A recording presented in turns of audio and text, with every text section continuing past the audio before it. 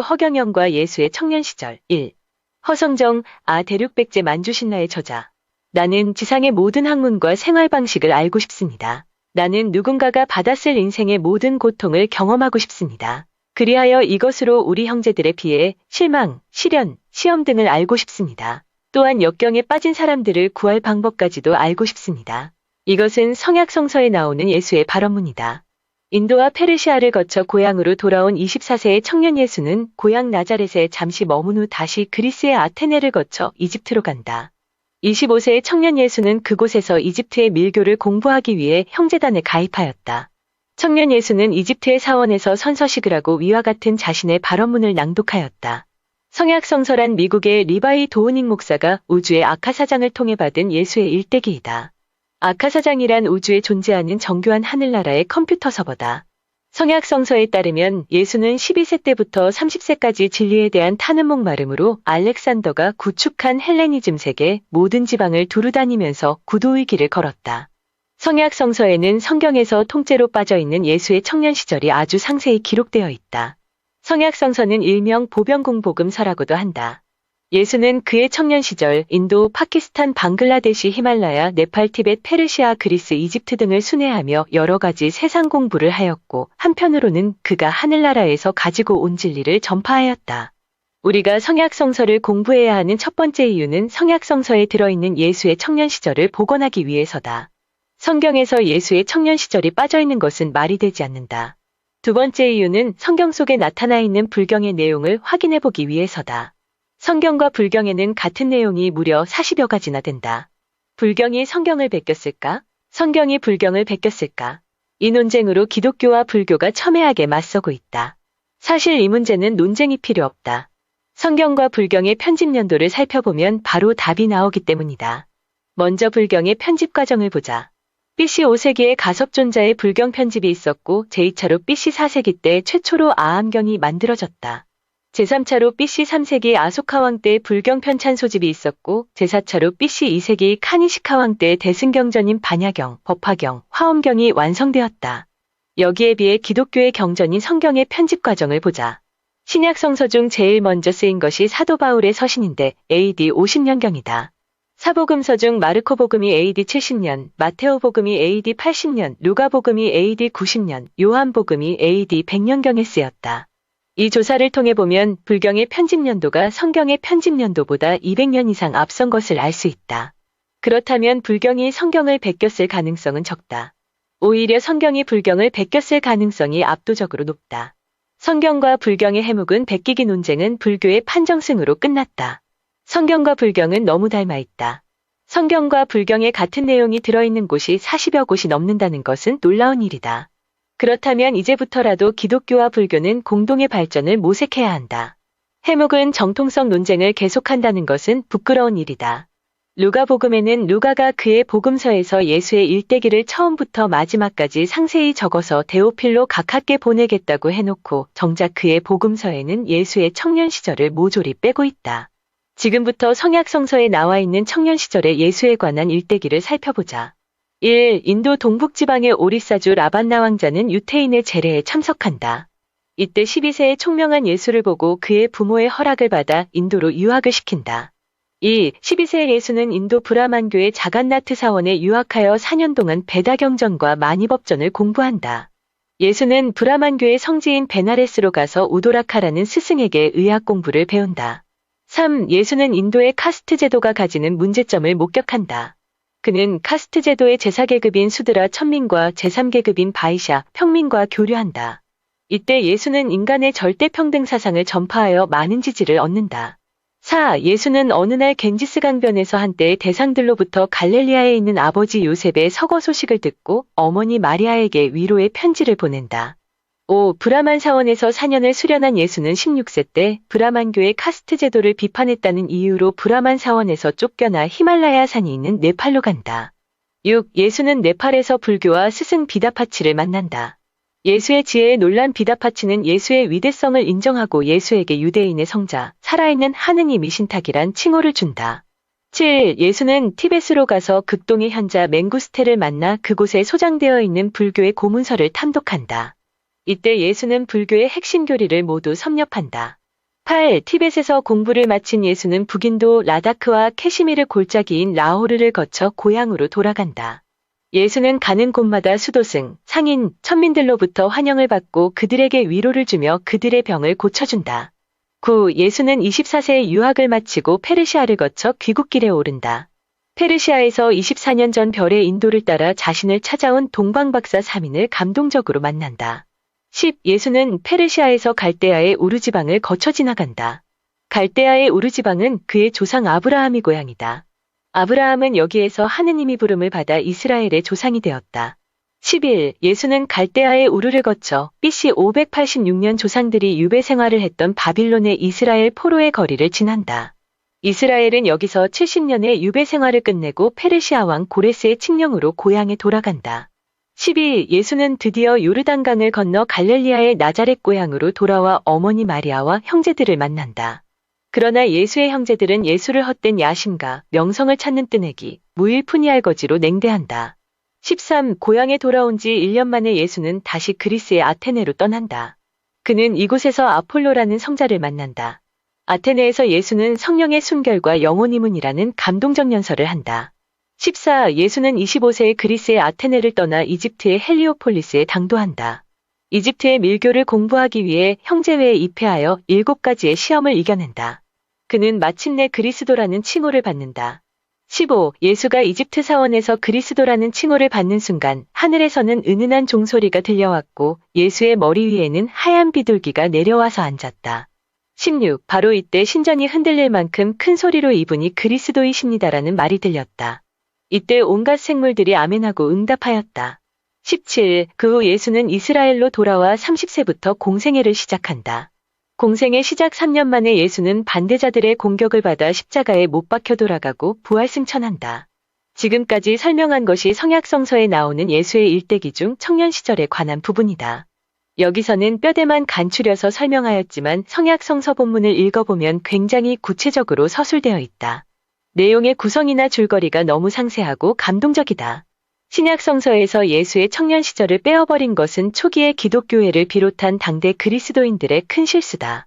당대 최고의 깨달음을 얻은 예수가 아무런 구도의 노력도 없이 어느 날 하늘에서 뚝 떨어진 것처럼 나타나 공생애를 시작하고 기적을 행한다면 그게 말이 되는가? 신은 인류를 너무나 사랑하시어 인간에게 자유의지를 주고 심지어 신 자신이 직접 인간의 몸을 입고 지구에 나타나신 분이다. 그런 신의 위대한 인간 사랑을 무시하고 신의 아들인 예수의 청년 시절 행적을 지워버린다면 그게 말이 되는가? 그것은 신에 대한 모독이다. 또 신약 성경 40여 곳에서 석가모니의 불경을 이용하고 인용하면서도 정작 성서의 목록에서 불교의 색채를 완전히 탈색시킨 것은 교회의 만용이다. 또 예수의 청년 시절 구도 현장을 신약 성경에서 마음대로 뽑아 없애버린 것은 교회가 저지른 진리의 일탈행위다. 지금부터 가톨릭 교회를 비롯한 당시의 기독교가 불교를 얼마나 이용했고 성경에서 불교의 자취를 얼마나 탈색했는지 확인해보자. 그 내용이 방대해서 오늘은 그 일부만 보기로 한다. 나머지는 다음 호에 전한다. 1. 하늘에서 내려온 예수와 석가모니. 예수는 하늘로부터 특별한 사명을 가지고 이 땅에 태어난다. 예수는 하느님의 아들로 인류를 구원하기 위해 하늘에서 내려왔다. 성경은 석가모니가 도솔천 하늘에서 중생을 구제하기 위해 세상으로 내려왔다는 모티브를 그대로 이용하고 있다. 2. 태몽과 동정녀 잉태로 태어난 예수와 석가모니. 예수와 석가는 모두 태몽을 통해서 남녀의 동침 없이 태어난다. 예수는 아버지 요셉의 꿈에 나타나 성령의 힘으로 임신이 될 것이라는 예언을 듣고 태어난다. 이것은 석가모니의 어머니가 코끼리 꿈을 꾸고 남편과 동침하지 않은 상태에서 아기를 배태한 것과 같다. 성경은 예수가 석가모니와 같이 특이한 태몽 꿈을 꾸고 동정 상태에서 잉태되었다는 점을 참고한 것으로 보인다. 3. 동방박사의 방문과 아시타 선인의 방문. 예수는 태어나자마자 황금과 유향과 모략을 가지고 온 동방박사의 방문을 받는다. 석가모니 역시 태어날 때 아시타 선인이 왕궁에 나타났다. 예수를 찾아온 동방박사는 별빛의 인도를 받았다. 아시타 선인은 왕궁의 서린 서광을 보고 찾아왔다. 성경은 예수의 탄생을 석가모니의 탄생과 너무 비슷하게 기록하였다. 4. 시메온 예언자와 아시타 선인의 등장. 성경에서 예언자 시메온은 강보에 쌓인 예수를 안고 주님의 구원을 보았다고 말했다. 불경에서 아시타 선인은 아기 석가모니에게 장차 부처가 되리라는 예언을 하였다. 성경의 시메온과 불경의 아시타는 예수와 석가모니가 장차 어떤 인물이 될 것인지를 암시하는 예언을 한다. 성경은 불경을 베낀 것 같이 똑같이 기술한다. 5. 성경과 불경의 공이 등장하는 노부인. 성경에서 안나라는 노부인이 아기 예수를 보고 찬탄하는 대목이 있다. 불경의 불소행찬에도 노부인이 어린 석가모니를 보고 찬탄하는 대목이 나온다. 성경과 불경의 노부인은 시메온과 아시타 선인처럼 예수와 석가모니가 장차 큰 인물이 될 것이라는 말로 찬양을 한다. 불경의 기록 연대가 200년이나 앞서니 성경이 불경을 베낀 것으로 추정하는 것이 옳다. 6. 아기학살과 미르게 도피. 성경에서 헤롯왕은 예수의 탄생을 시기 질투하여 예수의 시점에 태어난 베들레헴의 아기들을 대량 학살한다. 이때 예수의 부모는 아기를 데리고 이집트로 피신한다. 불경의 현우경바파리 품에도 미르게 탄생 얘기가 나오는데 그 나라 왕이 미르게 탄생을 두려워하여 미륵을 없애고자 하였으나 비파리에게 아들을 도피하게 하여 생명을 구하는 장면이 있다. 성경이 불경의 미륵 도피설화를 이용하고 있다는 느낌을 지울 수가 없다. 7. 예수의 세례의식과 석가모니의 책봉식. 성경에는 예수가 요르단강에서 세례를 받을 때 하늘에서 이는 내 사랑하는 아들 내 마음에 드는 아들이다는 소리가 들렸고 비둘기 모양의 성령이 내려왔다. 불경에서 석가의 태자책 봉식도 강가에서 이루어졌고 하늘에서 좋도다 좋도다는 소리가 들려왔고 공작 500마리가 내려왔다고 한다. 성경은 불경처럼 예식을 강가에서 치렀으며 하늘에서 소리가 들려온 것도 같으며 새가 등장하는 것도 같이 기록하였다. 8. 세례자 요한과 불경의 카하샤파. 성경에서 세례자 요한은 많은 청중들을 이끌고 있다가 예수가 나타나자 이분이 하느님의 어린 양이다라고 기록하고 있다. 이것은 불경의 카하샤파라는 사람이 많은 사람들 앞에서 석가모니를 향해 이분이 바로 천상의 스승이시다고 선포한 것과 같다. 장소와 이름만 다를 뿐 성경은 불경의 것과 꼭 같은 형태로 기록하고 있다. 9. 고향에서 냉대받는 예수와 석가모니. 성경에는 예수가 고향으로 가자 저 사람은 목수의 아들이 아닌가라고 하며 예수를 인정하려 들지 않는다. 불경에서 석가모니 역시 시다르타테자는 나이가 어리다. 조카뻘이다 동생뻘이다 하면서 경배하지 않았다. 성경은 고향에서 존경받지 못하는 석가모니의 상황을 예수의 상황에 그대로 적용시키고 있다. 10. 사마리아 여인과 마이탄가 여인. 1. 성경에서 예수는 우물가에서 사마리아 여인에게서 물을 청한다. 불경에서 아난다는 우물가에서 마이탄가 여인을 만나 물을 청한다. 2. 사마리아 여인은 유태인과 상종치 못하기에 물을 드릴 수 없다고 사양한다. 마이탄가 여인 역시 출가사문과는 상종치 못하는 천민임을 내세워 물을 사양한다. 3. 예수는 사마리아 여인에게 예언자는 차별이 없는 사람이니 물을 달라고 한다. 아난다는 마이탄가 여인에게 출가사문은 빈부귀천이 없으니 물을 달라고 한다. 4. 결국 예수는 이 우물물을 이용해 사마리아 여인의 전도에 성공한다. 나중에 석가모니는 이 물을 매개체로 하여 마이탄가의 여인의 전도에 성공한다. 5. 예수는 내가 주는 물을 먹는 사람은 목마르지 않을 것이며 영원한 생명을 줄 것이다라며 영원히 사는 길을 설교한다. 석가모니 역시 예욕의 갈증으로 모든 생명은 지옥 악이 축생의 세계를 벗어나지 못한다. 그러나 지혜 있는 자는 욕심을 멀리하여 예욕의 불 속에서 영원히 벗어난다고 설교한다.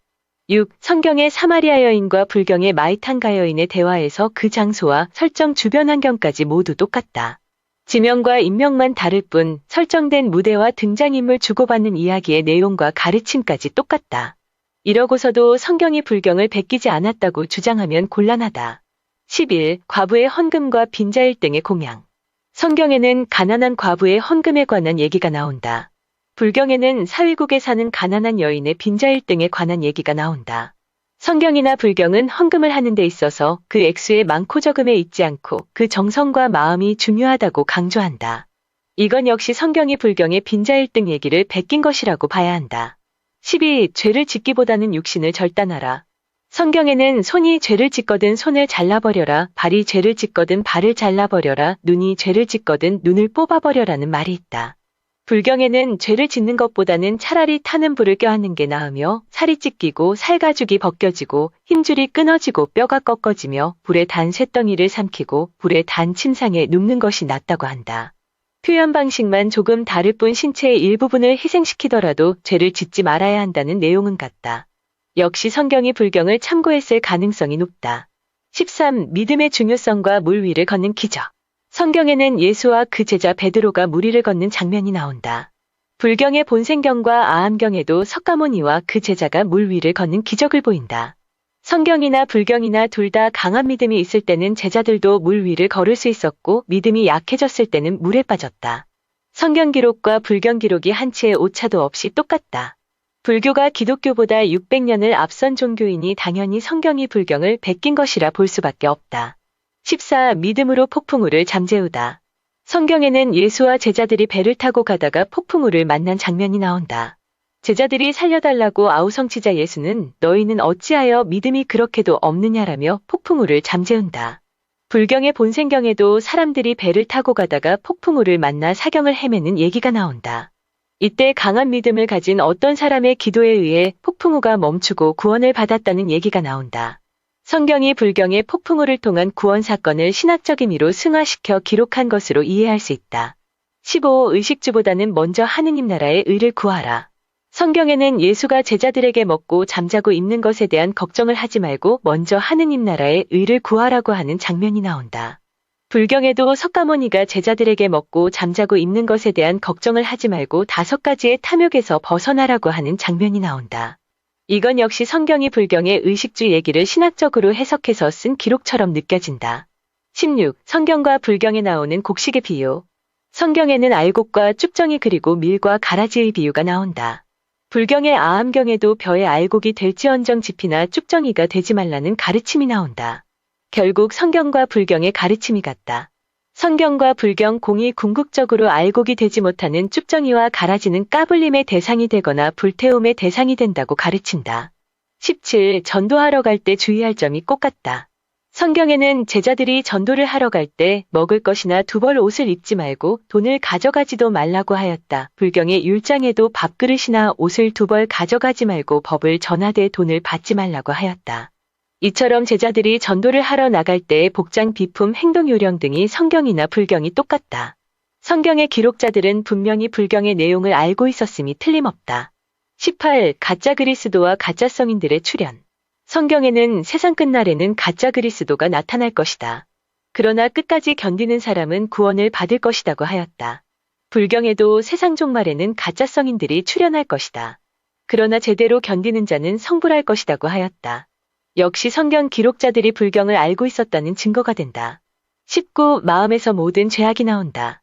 성경에는 사람의 마음 안에서 더러운 것이 나온다고 하였다. 불경에서도 악은 사람의 마음에서 나와 다시 사람의 몸을 망친다고 하였다. 성경과 불경에서 나열하는 악한 행위도 같다. 곧 살인, 음란, 도둑질, 탐욕, 속임수, 성냄 등이다. 논리의 구성과 내용이 너무 같다. 성경 기록자들이 불경을 모르고서는 이런 표현이 나올 수 없다고 판단된다. 20. 탕자의 비유와 장자공자의 비유. 성경에는 어진 아버지와 탕자 아들의 비유가 있다. 탕자 아들은 아버지의 재산을 분배받아 세상에 나가 탕진하고 빈털터리가 되어 돌아와 아버지의 용서를 빈다. 불경에는 어진 아버지 장자와 탕자 아들 공자의 비유가 있다. 탕자 아들인 공자 역시 세상에 나가 모든 것을 탕진하고 고향으로 돌아와 아버지의 도움으로 새 삶을 살아간다. 얘기의 설정과 내용이 성경과 불경 모두 같다. 성경의 탕자 아들 얘기와 불경의 장자공자 얘기를 끝까지 읽어보면 성경이 불경의 텍스트를 가지고 살을 붙여 기록되었을 가능성이 많다. 거꾸로 불경이 성경의 얘기를 참고로 해서 기록될 가능성은 낮아 보인다. 21. 가난한 사람을 돕는 것이 나에게 해주는 것이다. 성경에서 예수는 보잘것없는 사람, 되받을 가능성이 없는 사람, 헐벗고 굶주린 사람, 감옥에 갇히고 소외받은 사람들에게 해준 것이 곧 예수 자신에게 해준 것이라는 교훈적 얘기가 나온다. 불경에서 석가모니는 재물이나 착한 일을 베풀 때 특정인을 위해서가 아니라 일체 중생을 위해 구제하라고 하였다. 또 보시를 할 때도 석가모니 자신께 보시를 할 것이 아니라 이웃에게 보시한 것이 곧 부처님께 보시한 것이라고 가르친다. 이 내용 역시 성경이 불경의 무주상보시를 잘 풀어서 설명하고 있는 것으로 이해된다. 오늘은 시간과 지면의 부족으로 일단 여기서 줄인다. 나머지 20여 가지는 다음 편의 속편으로 나올 예정이다. 이 글은 윤청광의 불경과 성경 왜 이렇게 같을까라는 글을 토대로 필자의 의견을 붙인 글이다. 결론적으로 지금까지 쓴 글을 종합하여 보면 2000년 전의 성경 편집자들은 예수의 어록 중에서 석가모니 혹은 불교와 관련된 흔적들은 모두 지워버린 것이 사실이다. 오늘 보다시피 그간의 성서학자들이 성경에서 불교와 석가모니의 흔적을 너무 많이 지웠다. 2000년 전 인류의 구세주 예수는 당대 최고의 지식인이었다. 당대의 세계 질서는 그리스의 알렉산더 대왕이 구축해놓은 헬레니즘 세계를 이어받은 로마가 세계를 지배하고 있었다. AD 1세기 알렉산더가 깔아놓은 헬레니즘 세계의 최고 지식인은 예수였다. 이 당시 세계에서 가장 빼어난 종교는 불교였다. 불교는 극동의 한국, 중국, 일본에까지 뻗어 있었다. 인도의 브라만교는 자가당착과 자기모순에 빠져 있었고, 페르시아의 조로아스트교는 아직 위세를 떨칠 처지가 되지 않았다. 이때의 세계 종교는 당연히 불교였다. 불교는 BC 3세기 아소카왕 때부터 북인도와 중동 및 이스라엘 거쳐 이집트까지 진출해 있었다. 헬레니즘 세계에 가장 발달된 세계 종교 불교가 중동과 이스라엘까지 뻗어 있었는데 당대 최고의 지식인인 예수가 불교를 몰랐다고 한다면 말이 될까? 그것은 완전 거짓말이다. 20세기 말 이스라엘의 사해동굴과 이집트의 나그 함마디에서 예수 당시의 성경들이 대거 발굴되었는데 거기에는 도마복음서와 베드로복음서가 발견되었다. 이 복음서들은 왜 기독교의 복음서 편집 당시 정경에 들어가지 않았을까? 그 이유는 간단하다. 불교적 색채가 너무 짙게 들어있기 때문이다. 오늘 우리는 현재의 기독교 성경에서 불교 색채를 지우고 썼다는 사복음서 안에 들어있는 불교를 찾아보았다. 오늘 찾아본 것만 보아도 20가지가 넘는다. 다음 호에 나올 것까지 합치면 40가지가 넘는다. 이제 30억의 범세계 기독교인들은 정신을 차려야 한다. 오늘 우리는 가톨릭과 개신교를 포함한 종교 엘리트들이 2000년 동안 성도들의 눈을 가리고 입을 막았던 역사 왜곡의 현장을 보았다. 우리는 더 이상 종교 장사의 눈먼 엘리트들의 이용물이 되어서는 안 된다. 2000년 전에 초림 예수는 허경영이란 이름으로 재림하여 대한민국 땅에 와 있다. 그는 경기도 양주시 하늘궁에 새하늘 새 땅을 만들고 있다. 새로운 천년왕국을 건설하고 있다. 종교 엘리트들이 2000년 동안 농락한 지구에 새로운 예루살렘을 건설하고 있다. 수고하고 무거운 짐진 자들은 모두 내게로 오시오. 내가 그대들을 편히 쉬게 하겠습니다. 마테오복음 11장 28절. 2024년 3월 15일 북향 99배 하옵고. 저거는 요거는 말이죠. 불교와 기독교의 그 경전들의 내용을 비교한 건데 성경은 불교적인 요소를 다 뺀 거야. 근데 내가 예수로 있을 때 파키스탄이나 인도나 일로 여행한 거는 사실이야. 그거는 뭐 내가 이야기를 하잖아. 다 내가 알고 있는 내용인데 저게 중요한 게 아니라 불교는 모든 언어에서 에너지가 한 개도 없다는 거. 이걸 알아요. 불교는 초기에 하나의 철학서적이야. 철학서적. 알겠죠? 바른 말이야. 진리의 말인데 그것은 절대자와 관련이 없어. 자생적으로 인도에서 생긴 거야. 그게 차이점이야. 인도 자체에서 전 세계에서 종교가 각자 만들어지. 우리나라도 삼신 할머니를 믿는 종 이런 게 그냥 만들어졌잖아. 인도에서 만들어진 종교지.